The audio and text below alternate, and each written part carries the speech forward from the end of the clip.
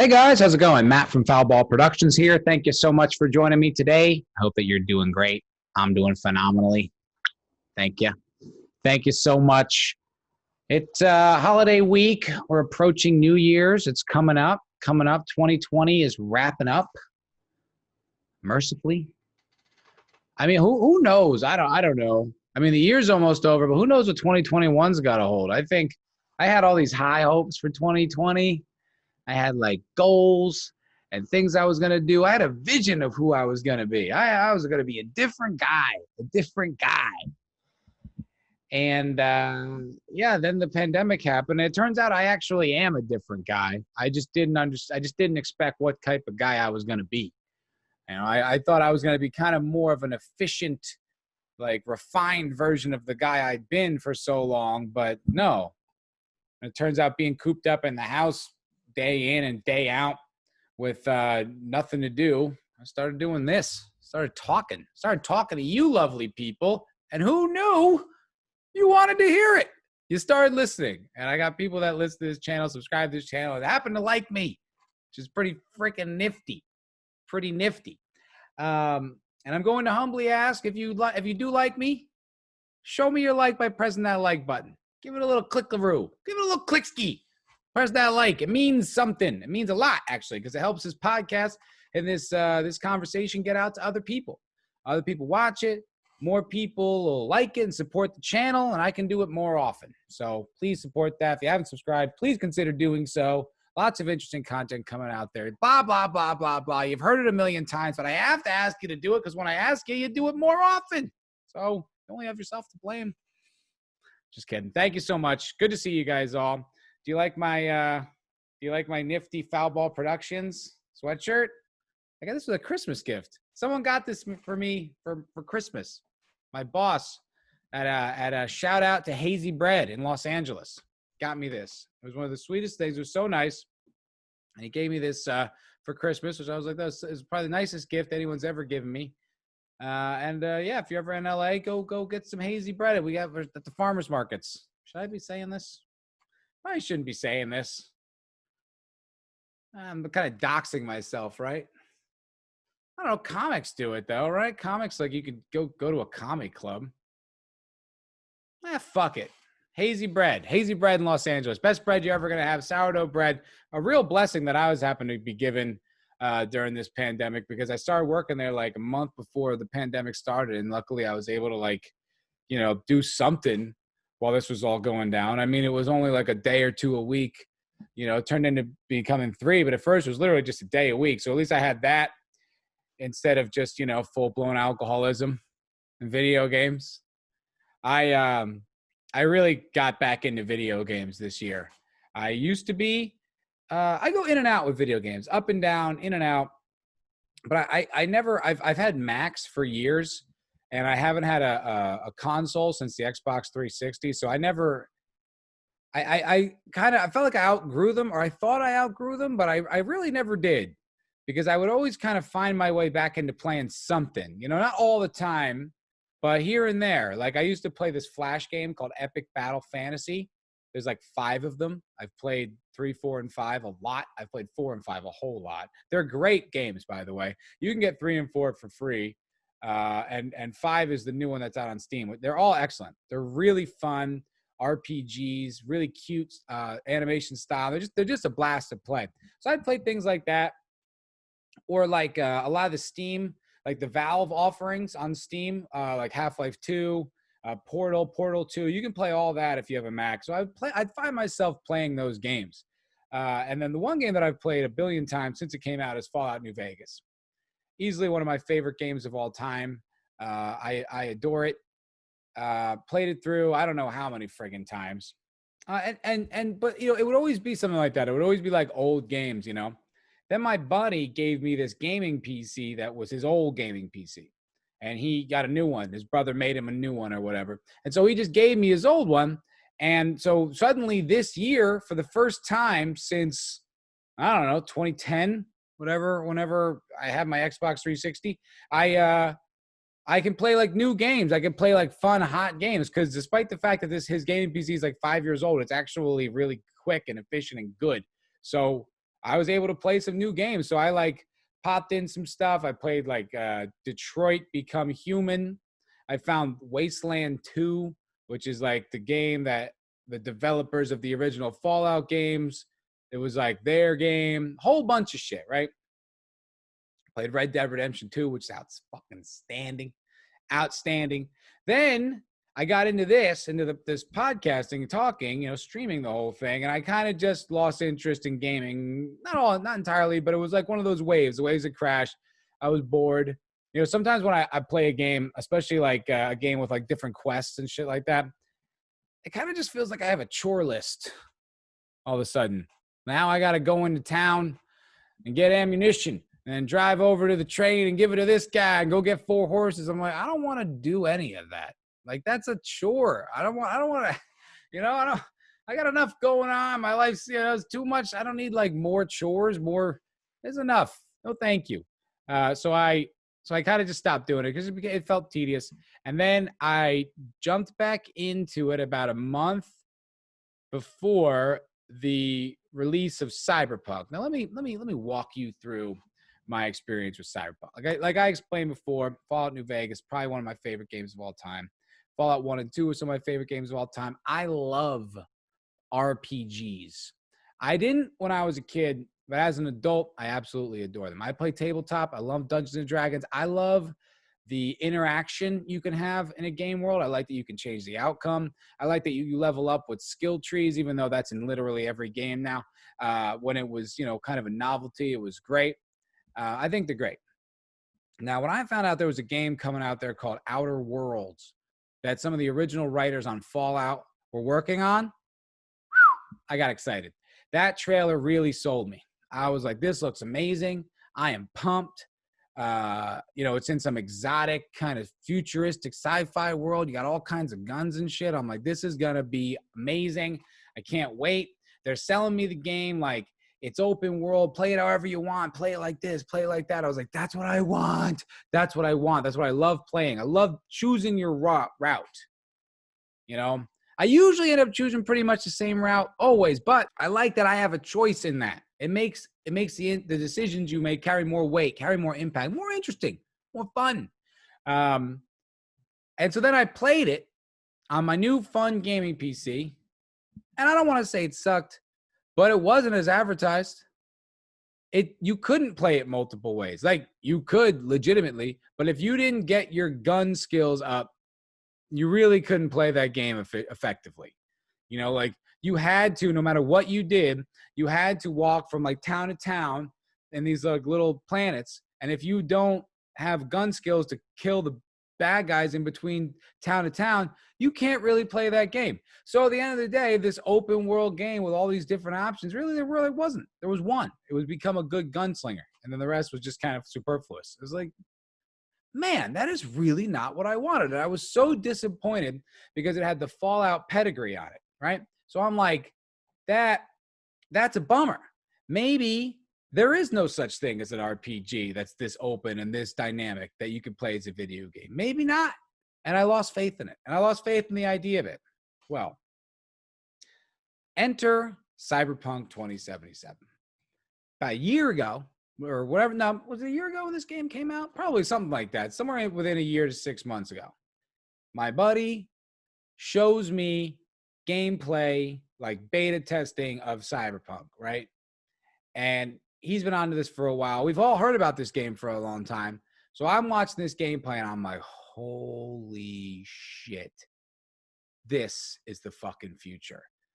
Coming off of my disappointment from Outer Worlds, I'm like, holy shit, this is what I've been looking for. This is the open world dynamic game with all the different options. You can play it different ways. You hype up certain skills and you can fucking excel.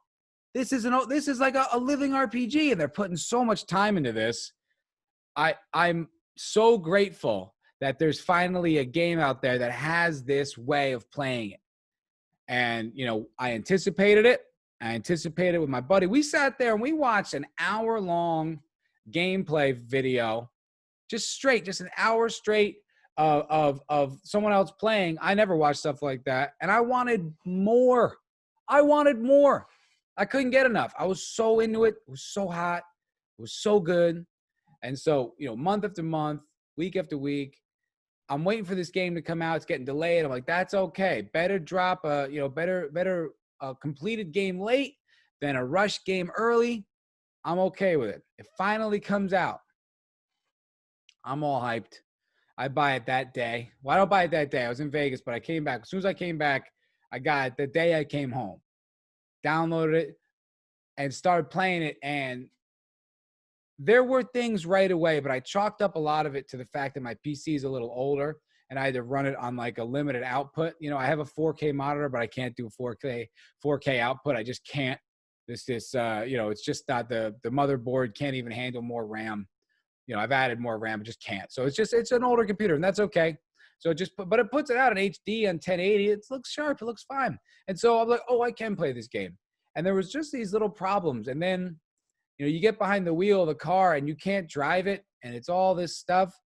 And I'm still optimistic. I'm still open-minded, and I'm playing it, and I'm playing it, and I'm playing it. All of a sudden, I'm like, this game fucking sucks. This game is fucking bad. Now, I know I'm not saying anything new. I know we all know Cyberpunk sucks. But I really wanted to illustrate why it sucked for me so much. Because I had so much anticipation built into this game, so much goodwill. The CD Projekt Red people that made The Witcher 3, I was expecting this game to kind of like solve my quest, to be the answer to my quest of an interesting RPG where that's open world and you can do it all these different ways. It is the most tedious, fucking buggy, broken game I've ever played. Like, gun combat is awful. You know how many headshots you have to get to take down one enemy early on in the game? It is so many. It's like 4. It's ridiculous. It's like headshots are hard to score. And by the way, they're hard to score in this game. The mechanics are not smooth. Not smooth at all. It's not fun. The cover system's a joke. You can't even press a button to get into cover. You just have to like move up to cover, and then like it kind of does it, and you're looking as stupid. Like, it is such a poorly designed game, even without the bugs. Even if none of those bugs were there, it's a bad, flat out bad game. There's a lot of interesting ideas. There's a lot of interesting world building. Like, I will say the one thing they did right is the seamless city. The way the city moves, if you go around the city, brilliant. Most of it loads without any issue. It's this giant city and it moves fluidly. That's impressive. But I'll tell you what, driving around the city is ridiculous because in this giant city where there's a billion people, there's like 3 cars on the road. And the driving mechanics are fucking terrible. It's like an overcorrection, then an overcorrection, an overcorrection. It's just awful. And then the map is like so zoomed in, you can barely see the turn coming up ahead. It's horrible, horrible to drive. And also, it's logically ridiculous because the way you get your car is you call it like it's a self-driving car and then you manually drive it to your destination. Who would do that? Who would choose to manually drive a self-driving car? It's the stupidest thing. I'm like, why don't we just like fast travel to where we're going? This is so dumb. It was so many archaic like little details like laid in there, and I was like, oh God, this is bad. The dialogue is A, endless, B, terrible, and C, redundant. Like, whenever you're talking to someone, you have like 4 dialogue options, and they're basically just shades of the exact same thing. None of them actually impact. There's no tree. It's a straight line, and there's just 4 different ways. It's like boom, and then an ending. It's like, what? That's not. Why even do it then? Why not just make it a cutscene cinematic? Why give me the illusion of interaction? Nothing's gonna change. There is no option I can pick to change the outcome. So why have it? Ugh. And it's endless. And I picked the girl character to play as. And look, I don't like saying this type of stuff, but when you're stuck with this character for hours and hours and hours and hours, it really stands out. The voice actress is not good. She's not bad, but she is so breathy and she pushes every moment. Oh, it's like you feel her working. It's not elegant. And I understand it's a lot of dialogue. It's a lot of time in the studio. I understand that. Then how the fuck did GTA 5 come out so great? How does everything Rockstar puts out amazing.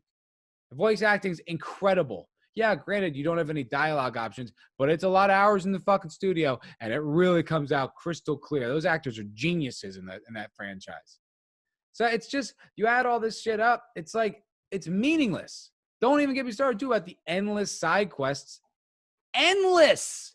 I have like 15 side quests right now. I don't like having that long of a side quest list. So I'm like, let me start knocking off a few. You knock off one. First of all, they're all very long and involved, which like, that's not a side quest.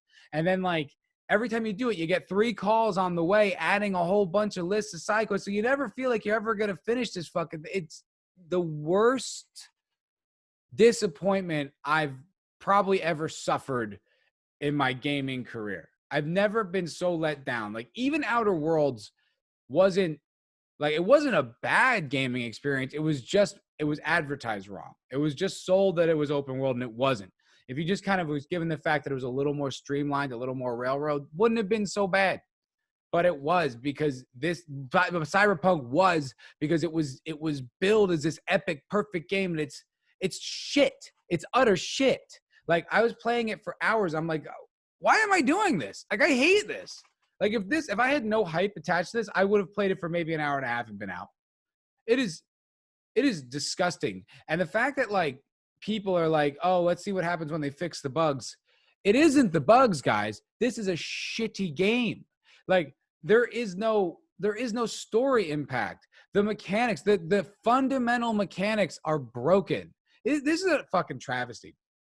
I haven't really been following what's going on with CD Projekt Red and this Cyberpunk thing, maybe because the story has kind of died down. But honest to God, it feels criminal. It feels criminal. The amount of time that has gone into this and how much, what a complete, it's not a playable game. Like you could physically play it, but it's not a playable game. Like it is so broken. I obviously it's not a subject that you haven't heard this take on. I'm not breaking new ground, but I wanted to share my experience with it because of how much I was anticipating it, how much I love science fiction. I mean, look, my whole fucking channel is sci-fi. I mean, that's what I do. It's what I love, and it's shit. I love the cyberpunk genre. The Altered Carbon books are amazing.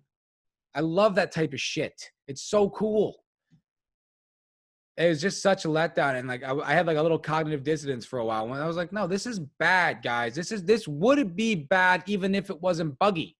And that's what I want people to recognize. This is a shit experience through and through.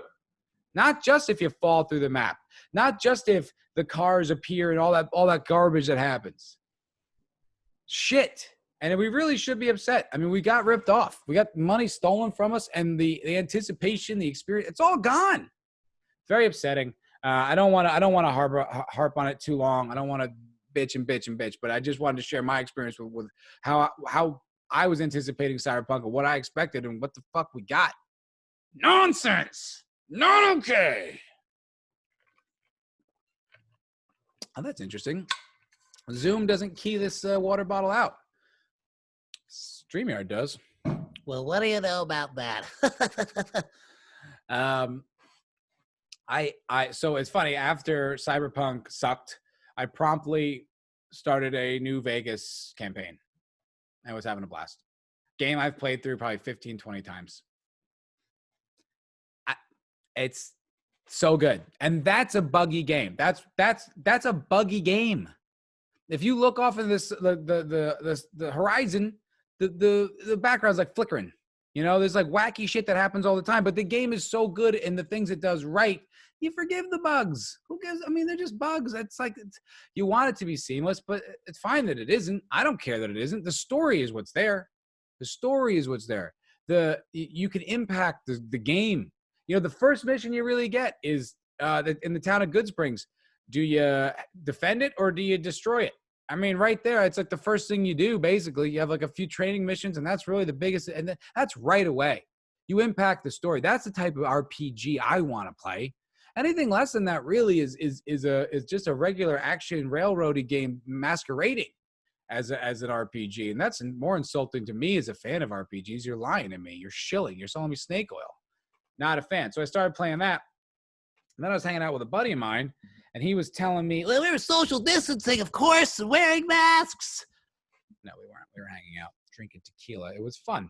And he started telling me about all these like old games. Now, or first he started telling me about mods. So he was showing me different like mods and shit like that. So I went back and I got a bunch of mods for New Vegas. I like got some texture mods and some stuff like this. I found this thing called the New California, which is like this little like an unofficial DLC, and I played that for a while, which is pretty cool. Now that's pretty buggy to the point where it kind of makes it a little borderline unplayable, and also it just feels like a different kind of game. Like it feels like it's trying to be New Vegas, but I don't think it quite grasped all the things that made New Vegas New Vegas. But it's a really valiant attempt, and it's a lot of work that they put in. I respect the hell out of it. They definitely got the tone a lot. Like they understand the way people communicated. They got the sardonic humor. There was one little moment that was a little on the nose as a Trump joke, which was like, I was like, they never did anything on the nose in the Fallout universe. Maybe the Hubologist for Scientology, but even then it was very subtle.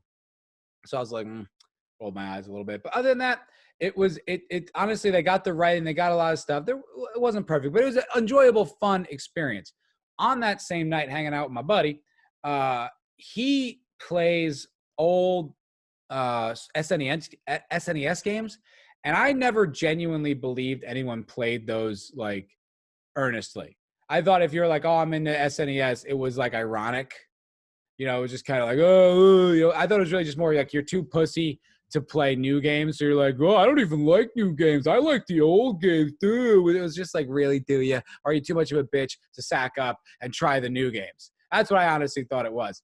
This guy so authentically likes the old games. It was really inspiring. He likes these old RPGs for SNES from like the 90s, and his genuine passion, his love for these games was remarkable. All of a sudden I realized that his name's Steven. He's been on the channel before. He's Steven Martyr. He's an actor. He was on when we did the Con Air stream, he's on there. You can go take a look at that cutie pie. He's a great dude. Actually just left LA, moved out to Texas. I might not be far behind, Texas, so get ready for that. Anyway, he started playing these SNES. He's showing me about these SNES like RPGs, something called Earthbound. And the way he talked about it, the passion with which he talked about it was so like inspiring and interesting. I was like, get the fuck out of here. You mean this? And he's like, it was so sincere. And he was talking about how it's different and how you could impact the story. And I was like, that's just what I like. So we were talking about it, and I found one of these games on Steam, this game called Chrono Trigger, which is one of the most beloved RPGs from that platform of all time. And I started playing it. I got to tell you, it's pretty fun. It's pretty fucking fun. I didn't really anticipate that it would be enjoyable. Like, I didn't know what to expect. It's 16-bit. Like, this is old. You know, like anytime I've ever played any of those games, go back and play Super Mario 3. I'm just like, well, okay. I mean, you know, for like 15 minutes, this is fun. And then it just gets so tedious. You just want to move on. You know, we were playing like Star Fox. And it's like, oh, remember this? And then you're over it like almost immediately, because it's like the game mechanics are so archaic and the graphics are just so, it's, you know, it's an old game. So you don't really get into it. I've played probably like 2+ hours of Chrono Trigger so far, and I'm kind of liking it. I got to be completely honest. Like, some of the details I really respect that they put a lot of time into it. Like, it's there's no spoken dialogue, obviously, because they didn't have, you know, the capabilities back then. So it's a lot of text-based communication. But I got to tell you, it's very it's a lot of touch in how much, because I've played some of these Japanese RPGs, and oh my God, the text scrolls are fucking endless. Endless. You'd be like 2 hours into the game, like, I haven't done anything yet. All I've done is listen to people talk. Oh, I want to play, please. Not this game. Not Chrono Trigger. Chrono Trigger doesn't have that problem. Chrono Trigger really gets it. So it's like, it drops you in this world, and the way it talks, like the way you interact with people, it's just enough. Just enough to interact, get its flavor, and move on. And something that I noticed that they do is really impressive. So you go to, let's say, a castle, and you talk with the guards and the king there or whatever. and then you do something that impacts the story in a dramatic way, if you go back and talk to those same guards, not even major NPCs, just the guards, they will say something different. Like they will have, oh, I didn't know such and so. Like they will, like, I'm just like, that is a lot of friggin' detail. Like the NPCs in most games are not that like complex. In most games that are modern, AAA games or whatever they call it, you go back to an NPC in a town, he doesn't have anything new to say. He's the same fucking bland character he's been the whole time. That was remarkable to me. I was very, very impressed with that.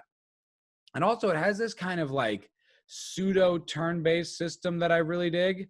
It's like it's live action, like, you know, it's like it's happening live, but you also have to pick like what type of action you're going to do in like a turn-based way. So it's actually kind of adds pressure to like, oh, who do you attack? Do you use a combo attack? This type of stuff. Do you use an item, revitalize your buddy? Like it's kind of like exciting. So it kind of adds like the excitement of like a fluid action game, like a real-time action game, but like with the mechanics of a turn-based RPG. I was like, oh, I kind of like that. It's kind of fun. And the music is good. Like I get it. Like I can't believe I'm playing a 20-year-old game, but I'm like, I'm enjoying it. I'm enjoying myself so far. I mean, a lot more than I enjoyed fucking Cyberpunk. I'll tell you that much. Much more. I feel like I've gotten my money's worth out of this game 10 times over what I got out of Cyberpunk. Not to belabor the point, but I mean, I'm enjoying this 20-year-old RPG from SNES a lot more than I had from Cyberpunk. So that's my little video game rant segment. My neighbors are like running around. They're doing like a marathon up there. I don't know. I hear like. Goddamn neighbors with their things going on. Jeez Louise. I wanted to do a little talk on what I'm watching, but I realize I'm not really watching that much. I'm watching The Expanse, new season of The Expanse. Excellent. I mean, if you're a fan of this channel, you know my feelings on The Expanse, so I'm really not going to belabor it because there's a million videos where I talk about that. But it is so goddamn good. This season is exceeding expectations tremendously. And if you've never watched The Expanse, boy, howdy, do I recommend you do so. It is such a good show. It's so much fun. If you even have a mild interest in science fiction, I recommend you checking it out. Give it till at least the 4th episode in season 1. If not by then, you're still completely out, then okay, you gave it your best shot. But I recommend, I ask you try to at least episode 4. Because it is, I just think it's the greatest, I think it's the greatest science fiction show ever. And that's not to belittle the other shows that came before it, but I just think this one with the modern technology and you know, standing on the shoulders of giants of all the stuff that came before it, I just think it's the fucking best. I think it's the best, and I can't recommend more. Another thing that I watched last night, because I was listening to a podcast with Adam Carolla, who I'm sure you know, because he's the most famous podcaster of all time, or at least the most downloaded podcaster of all time. He's got the Guinness Book of World Records. Interesting guy. I read his book, In 50 Years We'll All Be Chicks, which is hilarious. And he was right. He just had his timeline off. He nailed it. His predictions were spot on. And it's a really interesting book. It's biographical. It's also, you know, opinion based. I recommend it. It's a good read. It's funny. It's really funny. But he made a documentary called No Safe Spaces with Dennis Prager, who he's a conservative speaker. He has this YouTube channel called PragerU. It's really a collection of videos from not just conservatives, but conservatives and like just people with alternative points of view to mainstream media. And I found it really, really fascinating. I watched the documentary last night and I loved it. It was a lot of stuff that like I already knew, but kind of put all together in like one really well-made documentary piece, I think was great. Like it kind of like summed up a lot of this stuff. Because if you watch Joe Rogan's podcast, which I do, you know, I found people like Jordan Peterson, like Brett Weinstein, people that like their free speech became not just a thing, not just something that ostracized them from their social group or made them less likable. It became, they lost their jobs, and they lost their jobs as educators, as people who are supposed to speak, who are supposed to push the boundaries and try new ideas and try out new ideas and, you know, put them in a forum and have them debated. They were both fired from their jobs for similar things, just involving different groups of people. And it's a fascinating saga for both of them. But it's amazing. In the case of Jordan Peterson, it launched him in becoming a personality, someone that people go to look for information. I happen to love Jordan Peterson. I think he's a really smart, very well researched, very insightful, intelligent, compassionate speaker. He's a great guy. I fucking love him. I really do. And Bert Weinstein's had similar experience, not quite on the same level, but very similar. And I think that they're both very worthy and intelligent voices. And if you're not someone who's so wrapped up in your politics, like, you can really get a lot out of both these men because they're smart. And you can tell it comes from a place of genuine compassion, and it's really well researched. It isn't just thoughts and feelings and what they're supposed to say. It's intellectual compilation of ideas. They're badass. Anyway, the documentary catalogs this sort of this complete lack of free speech on college campuses and how it's become trendy to want to silence people, and then it at times becomes violent and people get fired. And it's something that, if you're not really paying attention to media, you could miss. You know, you could kind of hear snippets of it and maybe lose it, you know. I feel like if you're a conservative American, you've probably heard a lot about it, because I feel like it's cataloged on Fox News. But if you're just a casual, you know, like just American, just person who just doesn't really like watch all this stuff and doesn't really get too political, and you could really miss it. And I think that is why this documentary was so great, because it really, like, I'd want to show it to like my mom, right? But my mom's she's a teacher, she's a liberal, but she's also not unreasonable. You know, she's not someone who like hostile yells her opinions at people. She doesn't like get into fights about politics. That's just not her thing. You know, she has her feelings and stuff like that, but she's not a fucking lunatic. You know, she's just a human being who goes to work and does her best. And when I bring up some of this stuff like that, I think she thinks I'm focusing on the wrong things, or, you know, I'm blowing it out of proportion, but she doesn't see it because she doesn't see the context, you know. And this documentary provides the context as to why this type of groupthink, these protests that want to silence people, why it's all so dangerous. And I think if you're curious about that kind of stuff, or if you even, you know, I don't know, not even that. If you're alive in America right now, this is an important documentary for you to see. You need to see this. You can disagree with it, you can hate it or whatever, but it is worth your time because it's a carefully made documentary. The things they depict really do happen, and I feel it's really dangerous. And maybe you feel it's correct, but I feel it's something that should be examined because it's happening. And you need to have you need to know that it's happening, because it isn't just happening in an isolated space. It moves out from the universities. It starts there, and then it goes into every part of life.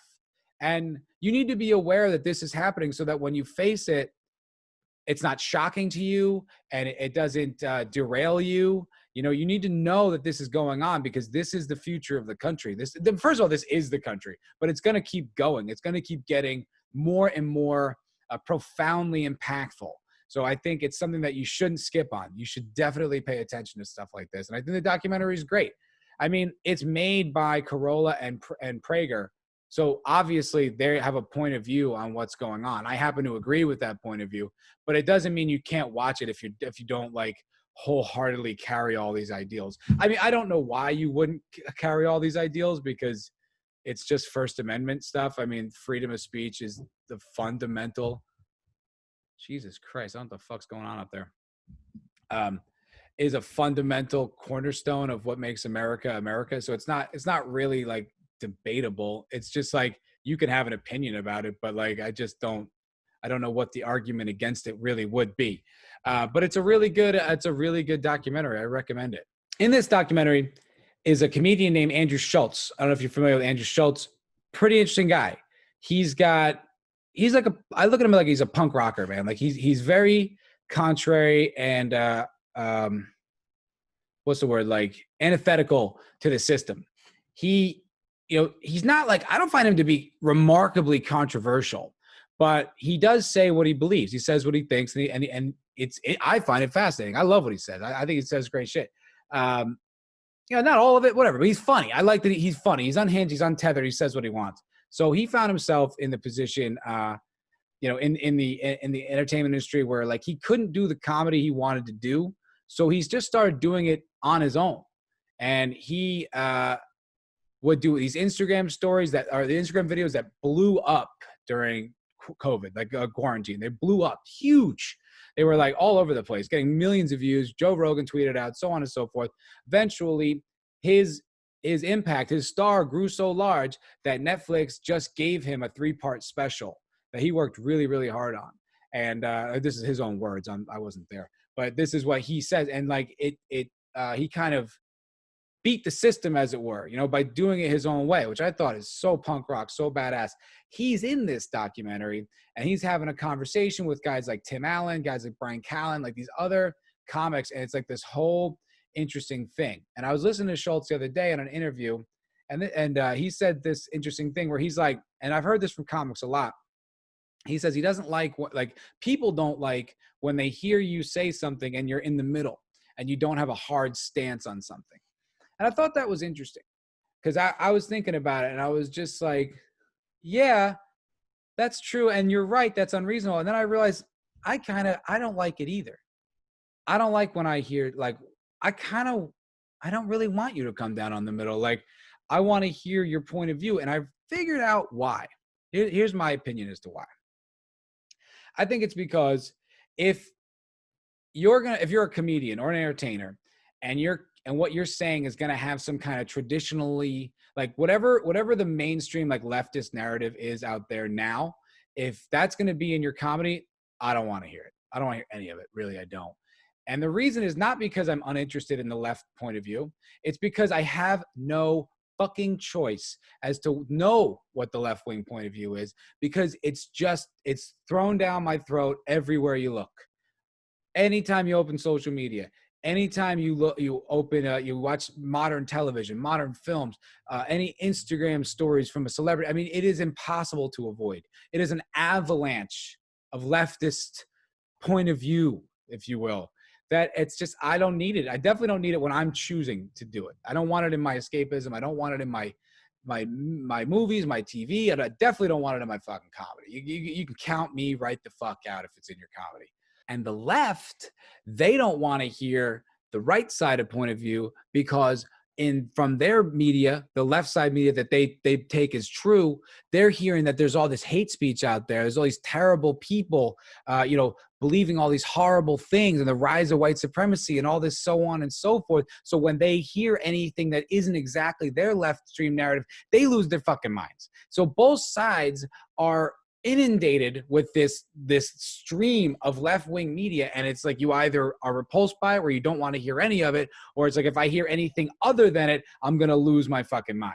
So I think that's why people can't handle these dual narratives, why we don't really like in the middle, because in the middle is like, it's just like are you just saying you're in the middle just so that like you don't offend me, like just so that you know what I mean, so that I'll stick around like through your politics? Because it's like, I don't really want to hear that. But I mean, that's not fair. It's not fair because I feel like most people really fall down in the middle. It's just that I feel like the left-wing media has just unloaded, drowned us in their point of view so much that you either only want to hear it or you want to hear none of it. So that's why I think coming down the middle doesn't really work. And it's just something that I was thinking like when Schulz was talking about that point, because I thought it was really interesting. I'm like, yeah, why doesn't that work? Because I know I feel that way. Why do I feel that way? I'm not unreasonable. And I realize it's just because I don't want to fucking hear any of it because I hear it all the goddamn time. And look, I'm definitely jaded because I live in Los Angeles. I'm in the entertainment industry. Well, you know what I mean. I hang around the entertainment industry. So it's like hearing anything left wing is like, oh my God, we get it. We heard you. We got it. We know. So that was that. I think that's where I'm going to wrap it up there, guys. I think that'll do it. That's so funny. I didn't even introduce the show. This is the MFer podcast. This is episode 3. Just realized I didn't even introduce my show. This is the episode 3. I did the last one with Joe Gonascola, which was great, from The Sopranos, and I intend on getting more guests on the show. I've just put zero energy into acquiring said guests because I'm chicken shit of getting rejected. So I think I will sack up and start reaching out to people and trying to get more guests and interesting people, comedians, actors, so on and so forth. Just people that want to talk, hopefully some interesting voices and such. And I will make that effort. I just haven't. And I've decided, I don't know, I wanted to put this out. Anyway, I wanted to talk on the channel, just have a conversation with y'all. Just what I was thinking, just random stuff that isn't just about The Expanse. So that's going to do it for this episode of the MFer. That's episode 3. Thank you so much for watching. I really appreciate it. Please press like on the video if you haven't. Subscribe. And you know what? If you liked what you heard, share it with your friends. Show them that there's an independent creator saying interesting, cutting edge, really insightful, genius things like this guy. I mean, look, I don't care. I mean, just if you like it, share it, please. But, I don't know. Whatever. That's just what I'm supposed to say. So it gets bigger. Thank you so much for watching. You guys have a wonderful day. I'm Matt with Foulball Productions, and that is that. Bye.